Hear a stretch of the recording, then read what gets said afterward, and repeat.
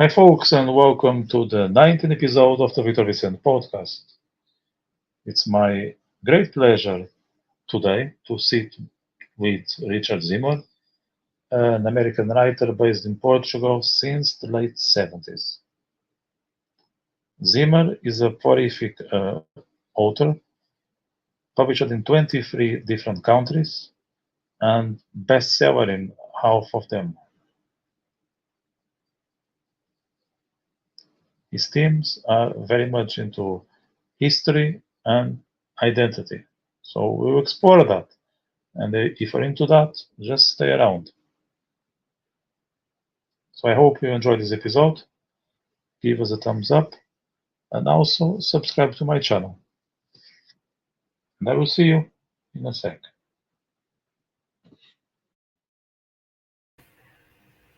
Hi, Richard.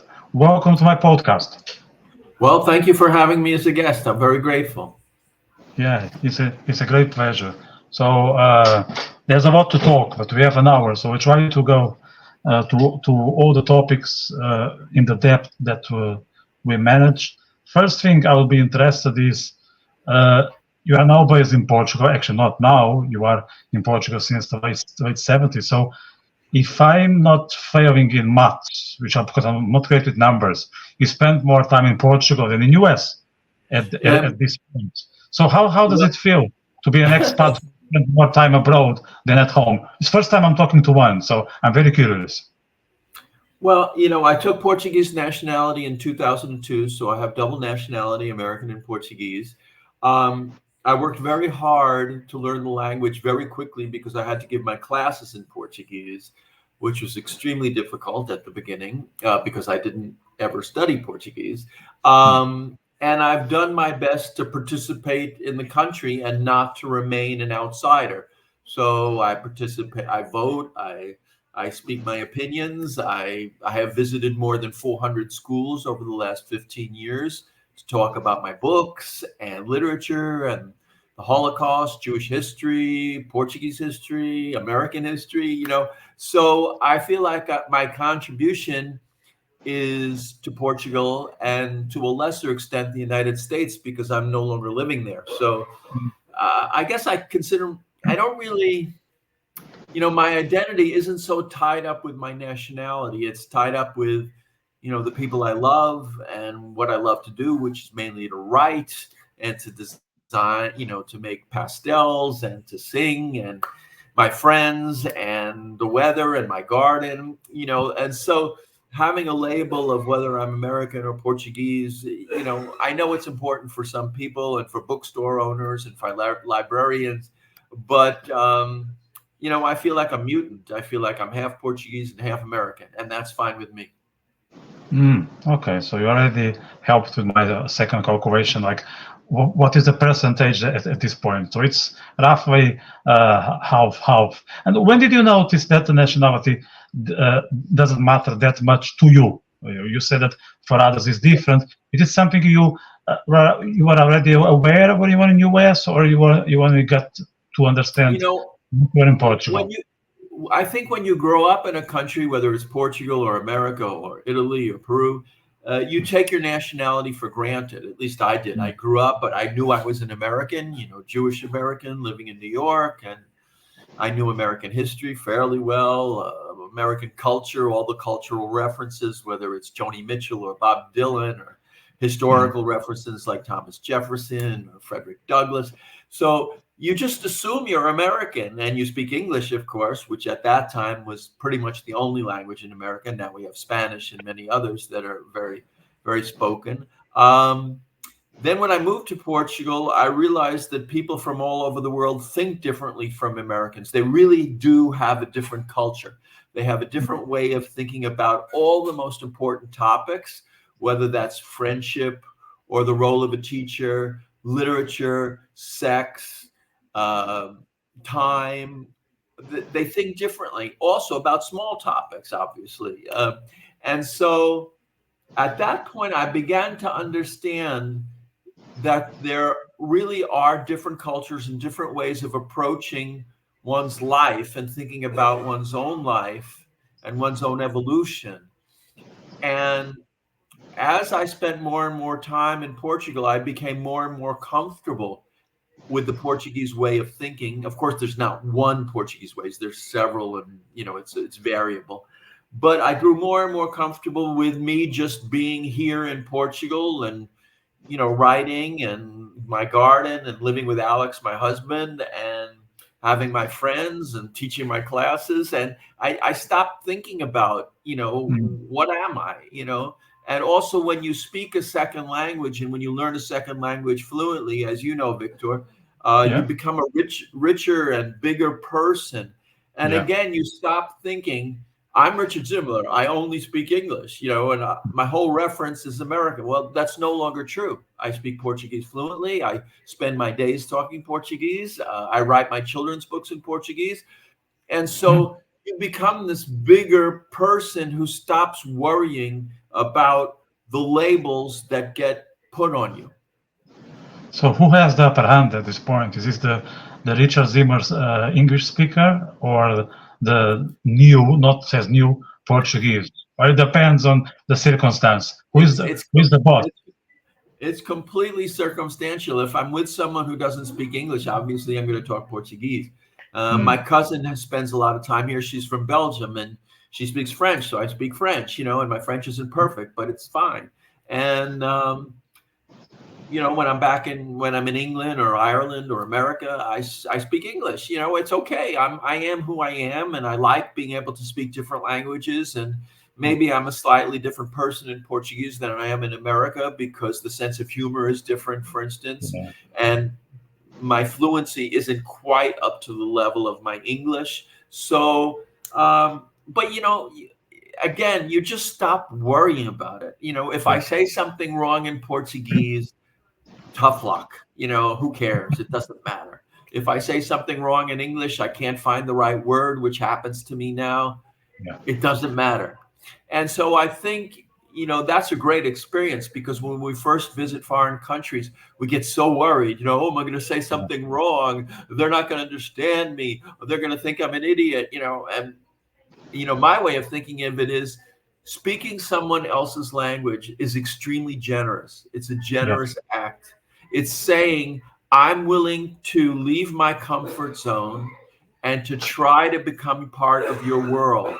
So I always tell people who are learning another language, don't worry about the mistakes. You're doing something extremely generous. And if other people don't understand that, that's their problem. Yeah. Yeah, yeah, well, 100%. And it's a huge gain when you are able to talk in the other person's language. I think even if Absolutely. you commit mistakes, even if you are slower, even if you are, let's say, uncomfortable, in a way you are winning because you are taking the risk. And by taking the Absolutely. risk, you are already a few steps ahead. So it's a victory, even though it's not always visible. I agree. And I think we just, people worry too much in general about other people's opinion of them. Will he think I'm stupid because my pronunciation of Portuguese isn't perfect? Who cares? I mean, there comes a time in your life, whether you're 40 years old or 50 years old, when you just have to stop worrying about those silly things. And if you want to worry about the big things, but not the stupid things like whether you pronounce the word cabeleireiro or hairdresser correctly. It doesn't matter. So you arrived here in late 70s.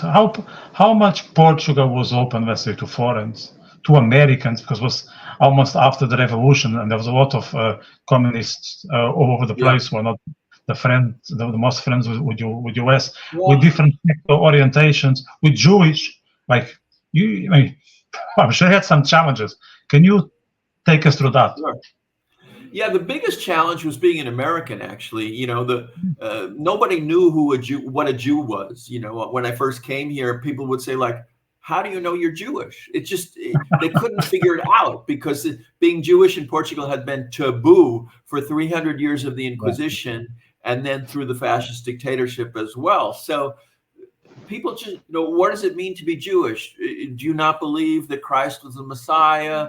What do you do at Mass? We don't have Mass. Do you go to church? No, we don't go to church. We go to synagogue. It was a whole learning curve for the people I knew about what is Judaism. mm, The hardest part was being an American because, as you alluded, the left wing in Portugal, particularly communists, always thought of America, for better or for worse, as an imperialist monster. So people would treat me very badly, and even in public, they would say horrible things about America to me at public dinners. They would say America has no culture, America has no history, America, and I had a very hard time dealing with that. Not only because it was insulting. Imagine someone saying, "Oh, Italy has no culture, Italy has no history, Italy has no talented people, Italy has no wonderful university."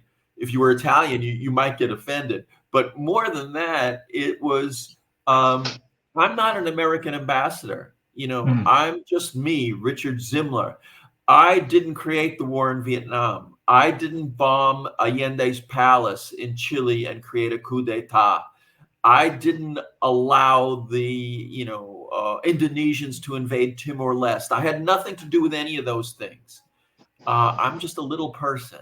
And so when people would hold me responsible for America's foreign policy errors, I didn't know how to react. And at first I would explain, well, I'm not an American ambassador. I have nothing to do with any of that.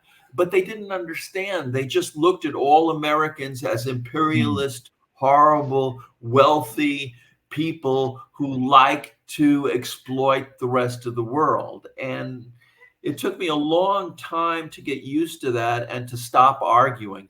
I learned that those people have a cassette in their head. They have this cassette loop going, and they don't really want to hear any contradictory information. So there was no point in me arguing, because the tape loop just keeps playing and they don't hear anything else. And I remember once a student of mine said, America has no culture again. And I thought, well, what about jazz? Jazz is a wonderful form of music that was basically invented in America, mostly by African Americans, but not only African Americans. Many Jewish Americans, like Benny Goodman, were extremely involved in the origins of jazz, learning a lot from classical musicians like Debussy. These were very, very talented and intelligent musicians. And so I said, well, what about jazz? Charlie Parker, Bessie Smith, Louis Armstrong, the greatest jazz player ever, possibly, according to most jazz aficionados. What about them? They're all Americans. And this kid replied to me, oh, but they were all Negroes. They were all African Americans. And I said to him, you're not only ignorant about American culture, but you're also racist, because Louis Armstrong, Ella Fitzgerald are as American as Thomas Jefferson and George Washington. And so when I had that conversation with him, I realized there was no point in arguing. So for years after that, when people would say horrible things about America, I wouldn't say anything. There was no point. And so I gave up. Now, of course, Portugal is extremely different. People tend to fluctuate. There are people who love everything about America. Oh, Americans are so dynamic, and New York is incredible, and the film industry, and Bruce Springsteen, and and so you go from people who think America is a paradise to some people who still think that America is the worst place on earth. So, but I have to say that most people are now somewhere in the middle, which is probably a good place to be. Yeah, I would say that one of the reasons why people, or there are more people who are reasonable, is because now we can travel in a way that we couldn't in the past. Absolutely. We have access to the US through the whole world via the internet. So everything is humanized, for better or for worse. That things are tangible. Like we can. Absolutely. Like I had already a couple of people talking from the US on this podcast. I don't know them. It just happened, and I learned so much, and I could tell that to others. So we don't create these dragons, these monsters, these angels, in case there's a fascination, that we did in the past, because everything is much more like us, which I think is a great thing. Yeah. So everything is much more nuanced, and I think I'll tell a story about a friend, a very well-known poet in Portugal, who's no longer with us, so I don't think he'll get angry with me. Eugênio de Andrade, who's a very well-known poet from Porto, Yeah. who was a friend. And he had some of these preconceived notions about America not having any culture and being an oppressive, repressive, imperialist demon. And then he was invited to the United States to do a tour of universities.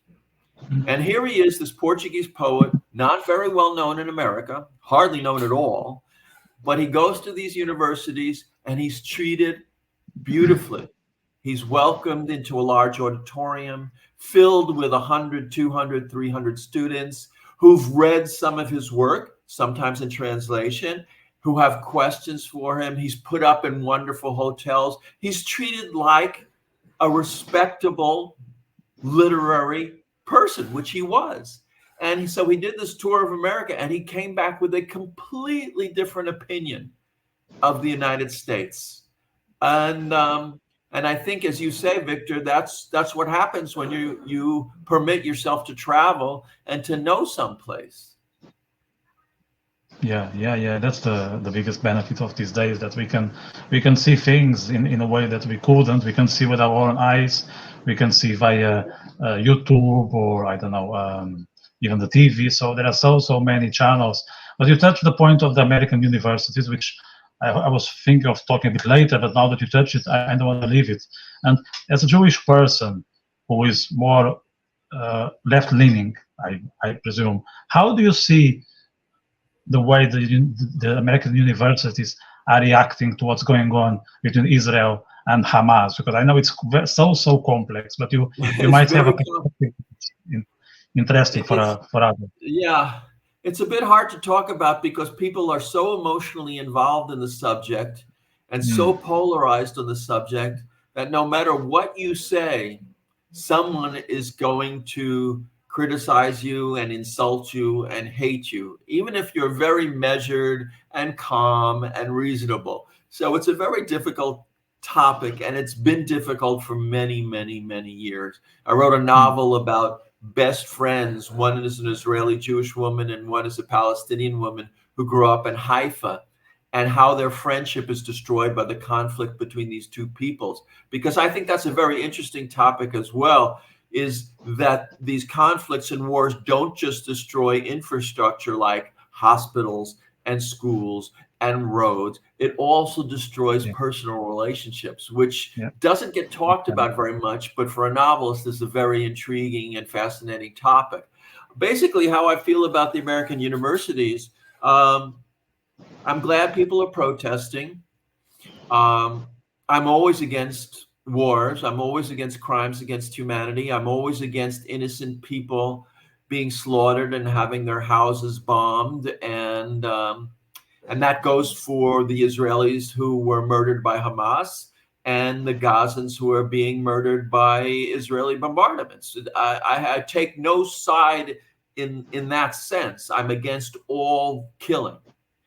Now, these protests, I don't know I don't know if they're going to work. I hope they can put pressure on Joe Biden to try to work out a solution. I know he's trying now with this ceasefire effort. I don't think American students are going to have any influence over Benjamin Netanyahu.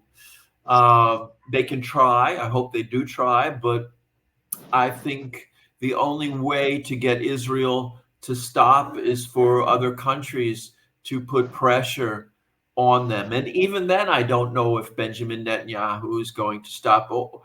Many of my Israeli friends who were also left-leaning despise him and, if I can use a very strong word, hate him for this war and for not bringing back the hostages. Because, another way of looking at it is this is going to sound terrible in a way, but it's also pointless. It's because it's not brought back the hostages. It's not destroyed Hamas. And no matter how much Israel says, well, we're destroying Hamas, that's going to end Hamas, they're going to regroup. We know that. That's what terrorist organizations do. They find young people, they brainwash young people, they bring them up, they make them violent, and then, you have suddenly 50 new members of Hamas. It's not going to end them. And so, like many of my Israeli friends, we feel that all this killing is just completely and totally absurd and pointless. As to whether American universities can help to end it, I have my doubts. But if that's what the kids want to do, I hope that the kids. I wish also that the kids would learn something about Israeli and Arab Middle Eastern history, because in the interviews I've seen, some of them have no idea about previous wars and previous difficulties and Jewish immigration after World War II. And so I think if you're going to protest, which is fine, it's incumbent on you to learn a little bit of the history of the situation. Yeah, well, 100%. They have to have a clear notion of what's the topic, what's the history. Like when they sing this, what for me it's a poem, is from the river to the blah blah blah. They ask them which river, which sea, and the majority don't know. So that's very poor. Like you cannot protest, think something, and don't know at least the geography and some history. History is large. Maybe it's hard to comprehend from A to Z, but at least some geography. And in this current day and age, you have all the geography in your mobile phone. You just go on Google, so it's that easy. You don't need to go to the library and get a map. Just go on your phone and see where is that river, where is that sea. Like most of them don't even know that there is West Bank and there is Gaza. They think it's the same territory. Just to start with. So it's very hard to give them credibility, even though of course you have the right to raise their voices. But as you said, like at least do some research, do some preparation before putting your notes in the public. I also think that if you're going to protest, which again I think is just fine and honorable, be careful that you don't slide into anti-Semitism. And I see some of that sliding into anti-Semitism when I hear the slogans people chant, and when I hear the hate directed at Jewish people. And I get insulted on Facebook, fairly frequently. And I have nothing to do with Israel. I'm not Israeli. I don't have investments in Israel. I'm nothing. And I get insulted quite frequently. And it's from people who don't understand that I'm Jewish. I'm not Israeli. Just like many people in Portugal are Catholics, but they're not from the Vatican. They're not abusing kids like priests. They didn't decide that women shouldn't be able to have abortions. They're Catholics. It's different. And so I worry sometimes that these movements are going to slip and slide their way to visceral anti-Semitism, which unfortunately still exists in the world, and we all know it, and we can see it in places like Poland and Hungary and many of the Arab countries, and now sometimes even in places like the United States, unfortunately. Yeah. Well, what about Portugal? As a Jewish person these days, with the whole situation of Israel, the war is just escalating. We don't see an end. We don't see a way to to get into peace. It's just messy, and there's no real hope in the horizon. And when you, for instance, when you refer this message, are they coming from all over the world? Are they coming from Arabs? Are they coming from Portuguese people? Do you know these people, or no? I don't know these people. They know me because I'm a writer and I'm fairly well known here, and they feel like insulting someone who's well known, so they just send me stupid, silly messages about, oh, you must be Jewish. You have a Jewish. I got one the other day. You must be Jewish. You must have a Jewish because you have a name that sounds Jewish, and you probably want to trick me into doing financial schemes. You're just a porco judeo. You're just a Jewish pig. It's totally nonsensical. Very stupid people, but mostly Portuguese. I just think the ignorance about who's Jewish, who is Israeli. There's a lot of young people in particular who don't understand the difference, and they just want to insult me because they're hoping that I'll reply and get angry, and they'll have an angry conversation with someone who's well known, and that'll make them feel better, I suppose. I don't know. And all those insults, are they happening offline, or sometimes you have some nasty interactions, let's say face to Well, face? So they are. mostly it's on Facebook, and mostly I don't reply. You know, we have this expression in Portuguese, o cão ladra e a caravana passa. The dog barks and the caravan just keeps going. And so that's what I say, you know, you can bark and you can bark and you bark, and I'm just getting on with my life. Yeah, I mean that's what they deserve, just to be ignored, and you Yeah, just. there's no point. Again, Yeah, when people, it took me a long time to realize this, but when people have this tape loop in their head and this brainwashing, they really don't allow any other information in, because it might cause some cognitive dissonance and they might have to evolve and change their opinion. And so they just keep spouting the same old story. And so they don't want to hear anyone who disagrees with them. And if they do, then they just insult them. yeah. Uh, Going to books and forgetting those idiots, putting them on the side. You have Sure. a couple of novels about a Jewish family. I Yeah. think it's a Sephardic family, if I remember well. And Yeah. I'll be interested if this Sephardic family, is it yours, or is this a family that you found on a book history, or is just a product of your imagination? Well, the name itself, which is the Zarko family, I just chose that name because I like the sound of it.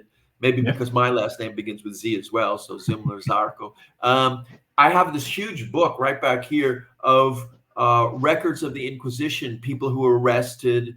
Um, in the case of people who had to convert, because all the Jews in Portugal were forced to convert in 1497 by King Manuel.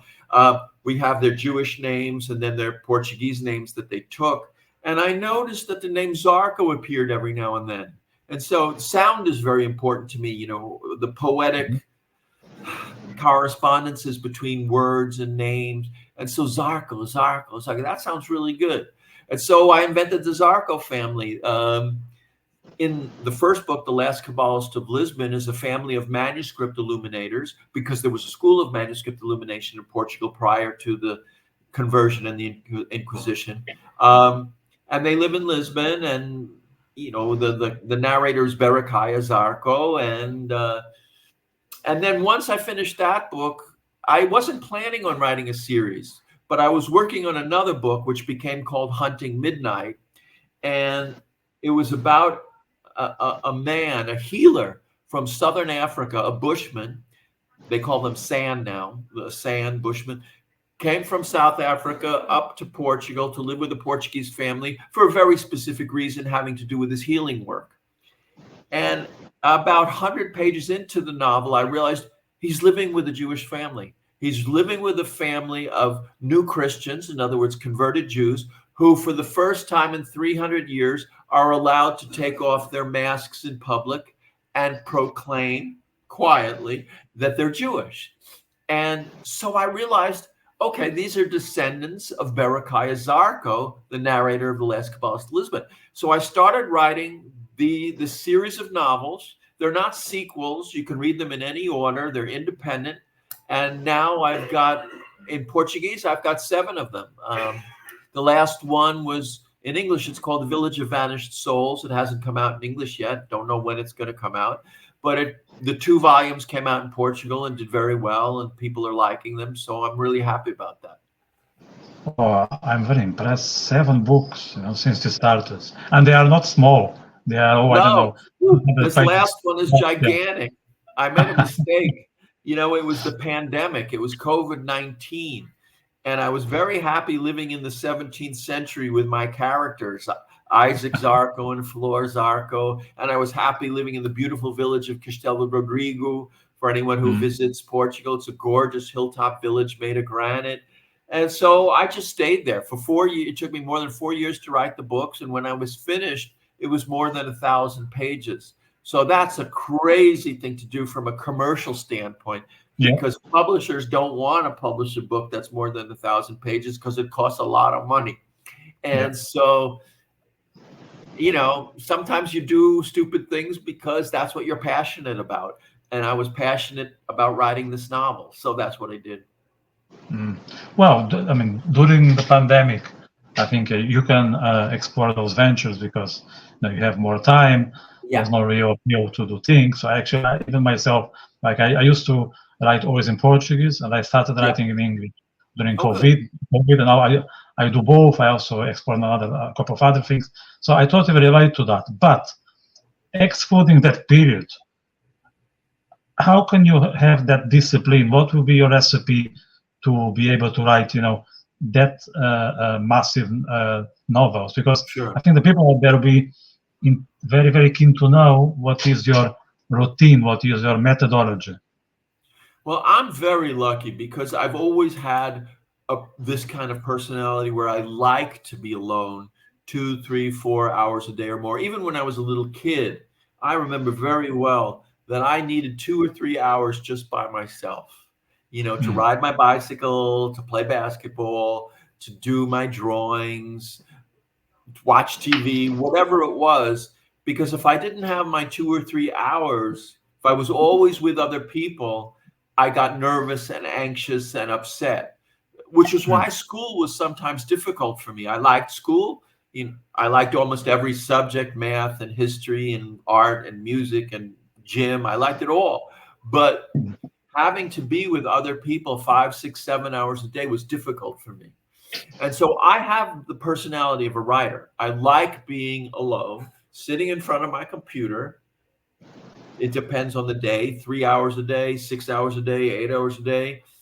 I'm very happy with my living with my characters, creating this parallel universe, disappearing from the world outside. And I think that's what you need if you want to be a writer. I mean, I have no particular advice, but being a writer means that you have very little social life. You Yeah, have to be alone. You can't write with other people talking to you or watching TV or even just listening to music. It's very difficult. So, do you have the kind of personality where you don't need a mother or a father or a friend saying it's time to get to work? You better start working on that novel, because it doesn't work. You have to like being alone and being in this parallel universe you're creating. And if you have that personality, if you're lucky enough to have that personality, or unlucky enough, because it's not an easy life, then you can be a novelist. And it'll take 1, 2, 3 years to write your books, and you'll be okay. But you'll be isolated. Sometimes people at book festivals or when I'm on TV, they think my life must be glamorous. Here I am yeah, on TV talking about the book. It's not at all glamorous. 95% of my time is I'm alone, yeah, and that's okay. I like it. The difficult part for me is being out with other people and doing book presentations, and then sometimes I get annoyed because every I had to do a book fair in Sweden to help my Swedish publisher. She's a very small publisher, tiny, and she wanted me to come to try to get some publicity, which is very difficult. And so I went, and it was horrible for me because I was in this gigantic book fair in Gothenburg. There was like 10,000 people with 500 stands of books, and nobody was buying books and nobody was interested in me. And that's okay. But I kept thinking, what am I doing here? We're not even selling any books. I'm not meeting nice people. I'm helping my publisher, but we're not successful. And every moment I'm here, I could be home. I could be home working on a novel or having a good time with my husband or gardening. And instead, here I am with 10,000 people in this gigantic building that's extremely noisy. mm, And so those are the hardest things for me is trying to, trying to participate in the world and, make the books a success. That's just hard. yeah, yeah. You just refer to your husband, and I was about to say another key thing is the person you choose to be your partner. Right. Has to be someone who understands all things you just refer, and they have to be totally okay with it. Doesn't matter if you are married or not, but if the moment you live together, they have Yeah. to understand that your routine is not people's routine. It's different. And it's not because you think you are special or you are from another galaxy. It's just the way you are. And they need to live with that. And you also need to live with their own things. It's a mutual deal. But Absolutely. I it's very key I to not to I keep agree that with you person. 100%. The person you live with has to understand that you want to be alone three, Mhm. 4, 5, 6 hours a day, and you don't want to be disturbed either. And so it takes a lot of patience for whoever you're married to or whoever you're with or your kids to just say, mom or dad needs to be Yeah, alone for 4 hours and I can't bother him or her. Yes, it takes a lot of patience. And some yeah. people are willing to do that. And if you're not willing to do that, then I'm not sure you can live with a writer for very long. Yeah, even if you have a pet, like I have a cat myself, he doesn't understand that like today I'm in Portugal, so he won't show up, unfortunately, because I already miss him. It's 4 or 5 days, and I'm ready. Sure. I'm already emotional if I refer his name here. But he doesn't care. He kind of feel, I think, like after like I have him for 6 years. He kind of feel okay. He's having his own time. Maybe I will go, but in half an hour, maybe in an hour. But after an hour, no, it's enough. You have to show up. It's too much for him to wait. And especially cats Absolutely. are very much about themselves. Yeah, I'm amazed that people who have kids can write novels Mhm. or, books about psychology or history because, um, kids need our time. And quite rightly, I'm not criticizing. They need us. They need your attention. They need your love. They need you to know you're there. They need you to laugh with them and play with them. And I don't know how people balance the two. I think it must be extremely difficult to write a really good novel or a book about history or politics and try to be a good dad or a mom. It must be really hard. Yeah, it's a lot of hats. Like we already have a couple of hats, like having a partner, being a writer, being a friend. You mentioned you like gym, so let's say being a sports person. It's already four, and I'm not going any further. I try to be here, till the rest of the interview. But it's already challenging. And if you add a kid, which I don't have kids, but I can imagine, I think a kid is like five hats. It's equal to Yeah, five yeah, hats. yeah. It's crazy. It's absolutely crazy. And another hat that I can think of now, which is not a real hat, is more of a virtual hat. It's social media. There's more Yeah, and more an urge for artists to be in social media. Well, you can be an old-fashioned type, and there is a right. glamour about it, but there is also a price. I'd say the price Yeah. is very high. That doesn't make much sense to be, somewhere far, never show up. How do you handle social media these days? Well, one thing I learned about 10 years ago when I first started was it's almost impossible to have a serious discussion on Facebook or Twitter or any of the social media. At first, I thought, well, maybe you can discuss literature seriously or politics. You can't because there's always people ready to insult you, ready to say very silly things, ready to criticize you unnecessarily. And it lowers the level of discussion to a really, really silly, stupid level. And so I don't do that anymore. Um, I basically use Facebook to promote like book events. If I'm talking at a library, in a few days I'll be presenting a novel, not a novel, sorry, a book about politics by the former Minister of Education. So I say, I'll be at the Corte Inglés at 6:30 talking about this book, so people can know and can come if they're interested. So Facebook for me is very useful that way. I'm not sure it's as useful as it used to be because there's just too much Yeah, information coming all the time. I've, in my own opinion, Twitter has become totally useless for mhm, people like me who are writers. It's useful for people who are newsmakers, yeah, who are superstar Taylor Swift and Paul McCartney and they say, I've got a new single out, or I'll be doing a concert in Budapest. And suddenly 100,000 people know they're doing a concert in Budapest. But Twitter, for somebody like me, it's useless. I say, I have a new book coming out, and you only get like 2 or 3 replies. So what's the point? I just don't know what the future of it is, because we all get so much information that any one piece of information becomes less and less important.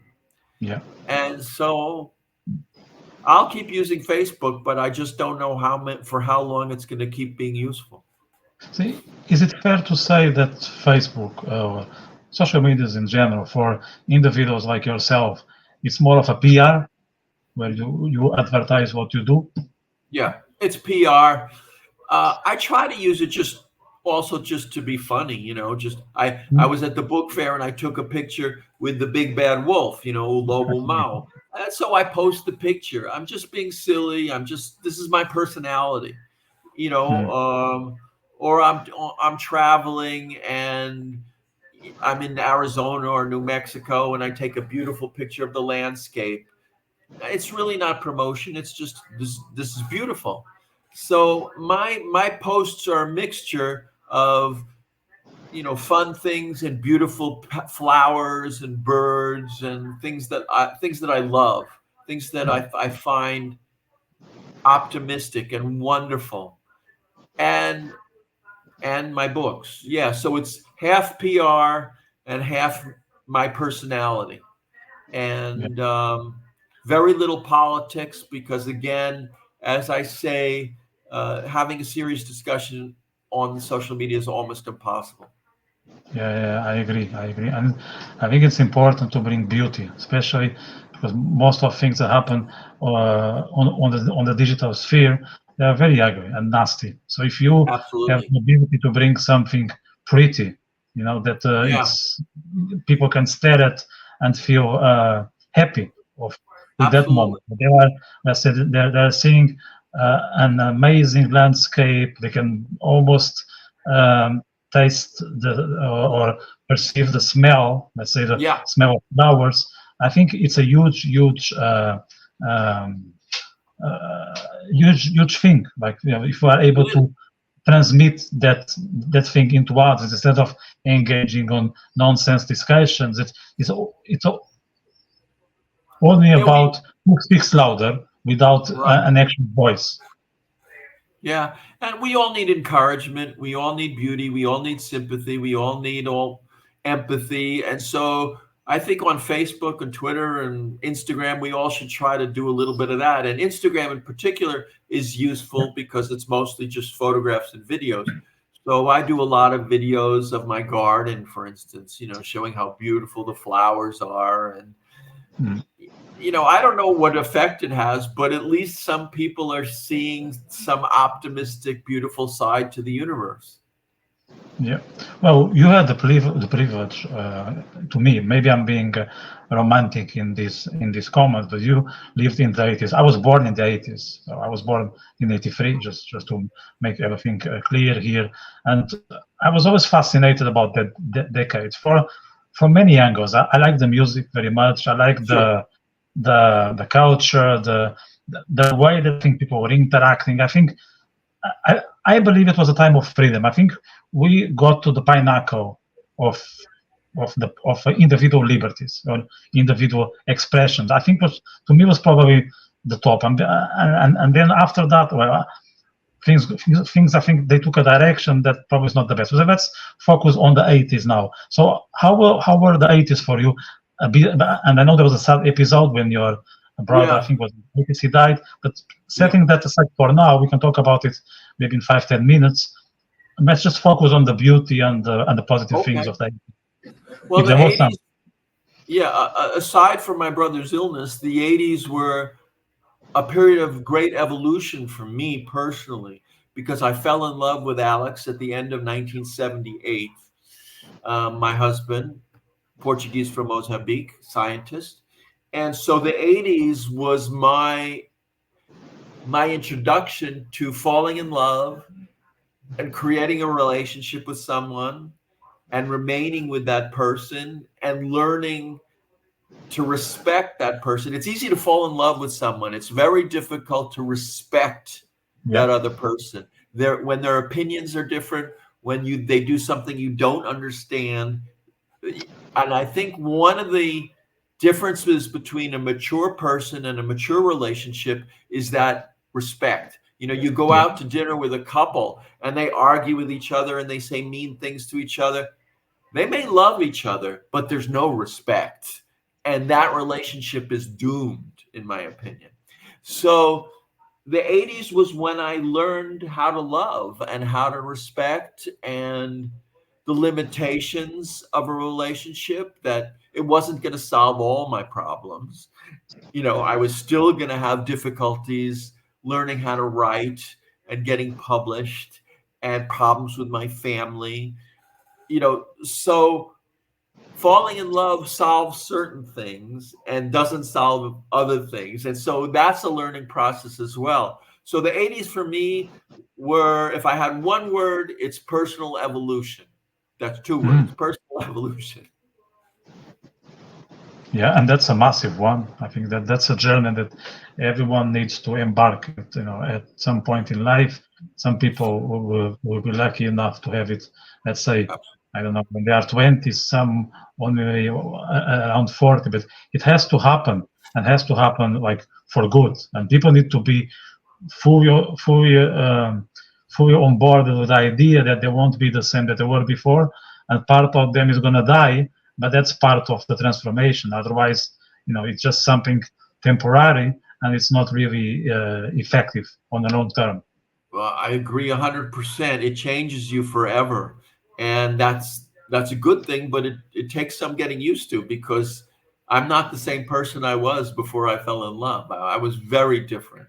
And also when you have your first difficulties, every relationship goes through Mhm. periods where people argue and you don't understand the other person, and you think, well, maybe I'd be better alone, or maybe I'd be better with somebody else. And how do you get past that? How do you talk things out with your lover or husband or wife? And you have to learn how to do that, and you have to want to do that. If you don't want to communicate with your other half, then again, I think you're going to have either a very bad relationship or a Yeah, relationship that's going to end. And unfortunately, I see a lot of couples where they just don't communicate. They yeah. stop communicating. They don't even know what the other person is doing. What are you working on? What are your projects? They don't know. And ah, I, I don't, I feel sorry for them, because it's a wasted opportunity to go on this life journey with another person. And that's an amazing blessing, to be able to pass through this life alongside one or two or three other people, and share the journey with them. And I imagine that, I don't have kids, but I imagine that if you have kids, that's such an amazing blessing as well, if it works, if you get Yeah. along, because you get to go on this life journey at least for 18 years, till they grow up and leave, with two other little, or three or other little beings, and you'll get to watch them evolve and grow and become a different person. And I think that must be an incredibly, incredibly important and life-changing, experience. So when you met Alex, I presume you were speaking in English, because In you were English, not. Alex speaks English perfectly. He did his university in South Africa, so All right. his English is perfect. Yeah, and I think back then, was in the late 70s, the second language in Portugal was French. I think there were not Was that many French. people speaking English like now. So you guys could keep yourselves somehow secret, no? Yeah, that's Was that something was that's that a something tool that's you used, like as being a gay yeah, couple and speaking yeah, English? That would be great. You could say like nasty things about, or you can say beautiful things to each other, and I won't absolutely. be afraid. Yeah, that's all changed though, because I've noticed that over the last 4 or 5 years, for instance, when you take a train between Lisbon and Porto, or Coimbra Yeah, and Porto, wherever, there are certain periods of the year, everything from like April till October or November, when most of the people on the train are foreigners, and so they Yeah. speak English. And so now, when Alex and I want to say something more personal and more secret, we speak in Portuguese, even though we're living in Portugal. It's insane. It's totally Insane. Yeah, yeah, yeah, crazy. yeah. Yeah, yeah, that's But insane. and when you walk into a restaurant now in Lisbon or Porto or probably other cities, at least in the downtown area, they just speak to you in English. You know, it doesn't matter if you're Portuguese. You walk in and they say, "Hi, sir. How many people are in your Really? party?" I didn't Yeah, know that. yeah. Look, what's happening in Portugal is amazing. I just realized this. All the cities are splitting in two. There's a part of the city that's just for tourists, like Hmm. in Lisbon, the Chiado. It's just for Yeah. tourists. There are no Portuguese people there. And then there's a part of the city that's for the Portuguese, like Alvalade or Hmm. Estrela. And in Porto, it's the same thing. And so there's this phenomenon that's happening is there are two separate cities in Lisbon and two separate cities in Porto and in Braga and in Guimarães, and they don't overlap. They used to overlap. Tourists used to be mixing with Portuguese people and vice versa everywhere. Yeah. And now, it's disturbing to me, there's no overlap. There's Yeah. no overlap. You walk into certain stores in downtown Porto, the person serving you isn't Portuguese, Nepalese, Brazilian, and I have nothing against them, but they're Yeah. not Yeah. Yeah. Portuguese. Nepalese, Brazilian, wherever. And the person who walks into the store is from the UK or Ireland or Brazil or Peru or Russia. And so they talk English. It's not Portugal. That's the other thing. These people think they're visiting Portugal. Mhm. If they stay in They the haven't. tourist areas, it's sort of Portugal. It's like Portugal, but it's not Portugal. And it's like these Americans occasionally write me because they know I've been here for years, and they say, "We're thinking of moving to Portugal. Where would you suggest?" We're thinking of moving to Cascais, which is this fancy suburb of Lisbon.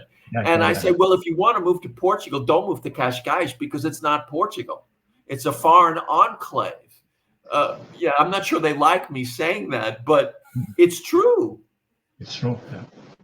Yeah. Yeah. So it's almost like a segregation. Like the Portuguese feel uncomfortable to go to areas that are completely taken by tourism, and the Yeah, tourists don't get to see real Portugal. They just get to see some fake representation of the country that doesn't really tell what the country is, and it's not working neither for the tourists nor for the residents. Like it's no one's benefit at the end of the day. Maybe some people are making money out of it. That's it. yeah. I think that's the reason why it's happening is some people are making a lot of money.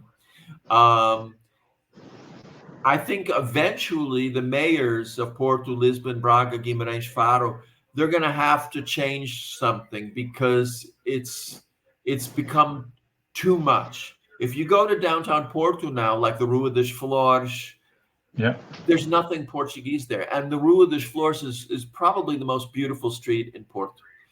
And it's so sad. You walk down this gorgeous street, and all the stores are selling T-shirts and fake Portuguese tiles and Yeah. balloons, and the people selling them aren't Portuguese, and the people buying them aren't Portuguese, and nobody's speaking Portuguese, and the food isn't Portuguese, and you're like, well, what happened? What happened? Yeah. And I think this happened without a lot of people understanding that the country was changing so much. And because so much money is involved, tourism brings an enormous amount of money. And I'm not against that. I'm happy it helps the economy. But there has to be a limit. Yes.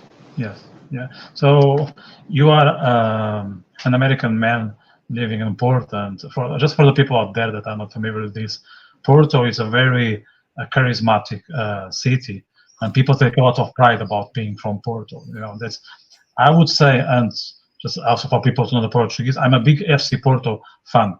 Okay, so I'm a Okay. big guy, but I support Porto. So I'm Okay. kind of divided myself between Lisbon and Porto. Actually, I can prefer people from Porto than those from here from Lisbon. But I think Porto have the typical complex of the second city. It's the same in Yes. Ireland. Like I lived in Cork, it's a second city. I also support the football Yeah. team, but they put so much passion and energy and love, today for their local sports team, the commerce, everything that is done in their territory. That sometimes is overwhelming, but Yes. the beauty you cannot deny. Like it's absolutely stunning. The green fields and all that. I think people, besides all this craziness about their own territory, they're very friendly and they're actually incredibly welcoming. So, did you buy this whole Porto thing, or it's just Alex the one to blame for you to be here? Well, the reason why we originally came to Porto and not Lisbon or Paris or Rome was because we wanted to leave California, partially because of the AIDS epidemic and my brother who died of AIDS. And Alex, again, my husband, had received an invitation to teach at one of the medical schools in Porto, the Instituto Biomédico Abel Salazar. And so he accepted that position. We couldn't move somewhere without him having a job. We don't have that much money. So he got a job there, and I got a job teaching at the School of Journalism because my background is in journalism. And so that's why we chose Porto. And it could have been somewhere else, but that's where the invitations came from. Porto in the 1980s and 1990s was very different from what it is now. It was a very closed, isolated city, very provincial in the sense that 99% of everything in Porto was Portuguese. And again, I'm not against that. But if you wanted to buy an international newspaper, for instance, there was only one store in the downtown of Porto that sold Le Monde or the Times. It was just very, very isolated. And so that was difficult. And it was also dirty. Now Porto's clean, but much cleaner than Paris or Brussels. But at the time, it was dirty. People threw things everywhere. And it was just very hard for me to get used to. And I didn't speak Portuguese. And nobody spoke English. The level of English at that time, as you said, French was the second language for many, many decades. The level of English was very low. And so I had to learn Portuguese extremely quickly, and it was a lot of stress. How much time did it take for you to learn Portuguese? Well, you learn it in stages, and after about a year, I could have a simple conversation about my topic, which was journalism, because I memorized, let's say, 50 nouns, like newspaper, magazine, coverage, 5 or 6 or 7 verbs in the present tense, to be able to write, to research, and 10 or 20 adjectives, good, bad, long, short. And so I could talk about journalism after about a year on a very elementary level. And I could order food at a restaurant, but it took me about 3 or 4 years before I could give good classes.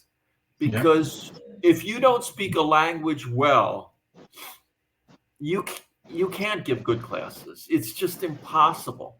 And so that was the most frustrating part for me, was knowing that my classes were mediocre, because I don't like that. I'm not a perfectionist. I'm not, obsessive in that way. But everything I do, every project, every book, every article, every pastel I do, I want to be excellent. And maybe I don't always succeed, but that's my goal.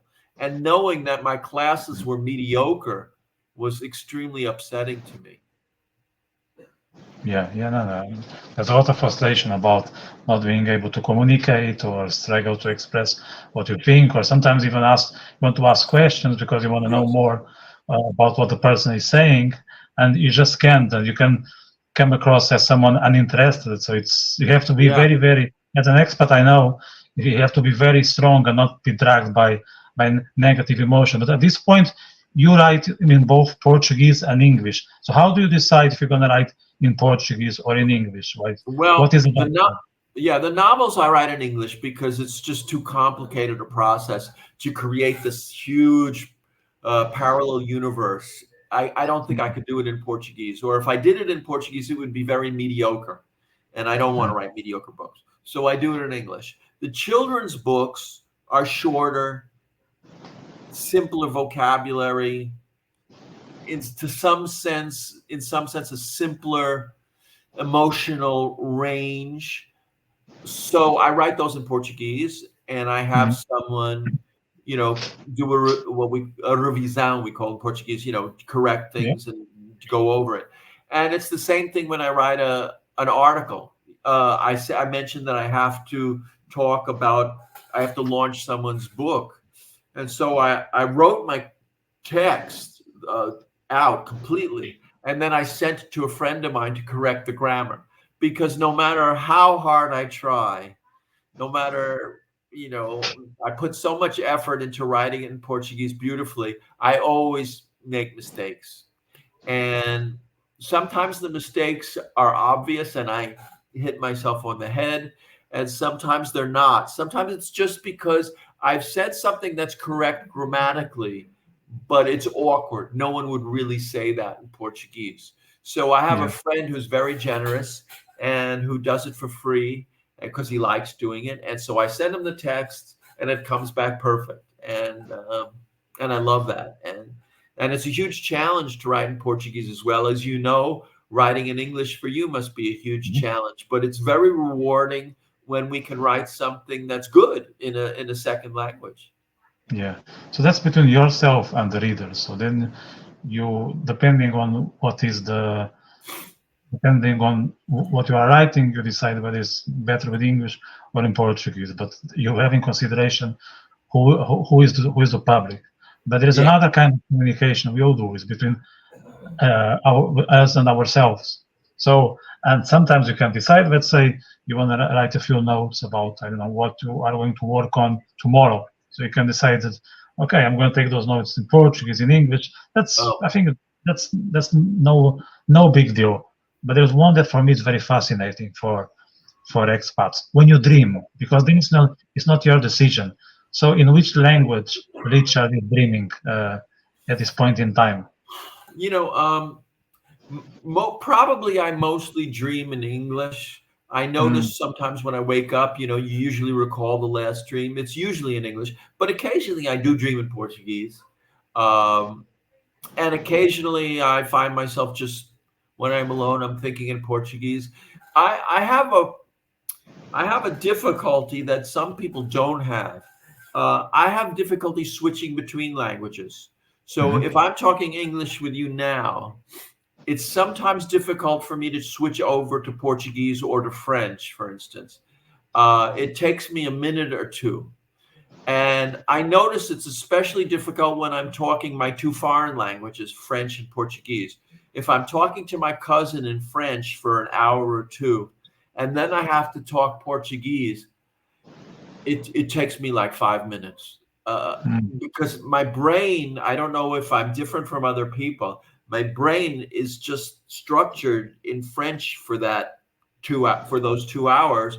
And then I suddenly have to switch, and it takes me a while. I know people who can switch instantaneously. They just go English, Portuguese, French, Italian, where I can't do that. And I don't know if it's because I'm stupider or slower, but I can't. And I can feel your pain. I'm the same. I'm the absolute same. We're on the same boat, so don't worry. Yeah. And it's funny because sometimes I'll be speaking French with my cousin. I talk a lot about her because she was just here for a few weeks. And I'll turn to the waiter in a Portuguese restaurant and I'll talk to the waiter in French because I forgot that I'm talking French. I'm just talking with my cousin. So I'll say, je voudrais quelque chose qu'il y a là. And Annie will, hit me on the head and say, you're talking French, And so I forget. I have the kind of brain that just forgets when I'm talking. Yeah. And look, I could be talking to you, I think, for the rest of the evening. The conversation was great. I have maybe another 20 topics here, but for the interest of time, I'm going to put an end on this chat. But I have the feeling that this could last another 2 or 3 hours. But look, it was a great pleasure. There's a lot of interesting topics on your life path, your work as a writer, and some other things in the middle. So, was very, very fruitful. The conversation. I learned so much, and I wish you all the best in the ventures. I know you're going to be in the book fair, which is happening, I think, for another 10 days or so. So, best of luck with that. And thank you. Yeah, and all the others, because you are published in 23 books, or 23 countries, sorry. So you may be in another book fair in July and in August. I'm staying here in Portugal in July and August. Thank you very much. I have my vacation. It's too hot, isn't it, here? It was hot in Lisbon. I was just in Lisbon, but Porto, the fog just came in. So it's kind of cool right now. You know how the fog comes in Porto in the afternoon? So that's what we got right now. I must go back to Ireland. I'm not acclimatized anymore. It's too hot. No, it's too hot for you. You're Irish. Yeah. Look, so have a good one, and let's stay in touch. Much. Yeah. Thank you very much, Victor. Ciao. Oh, bye.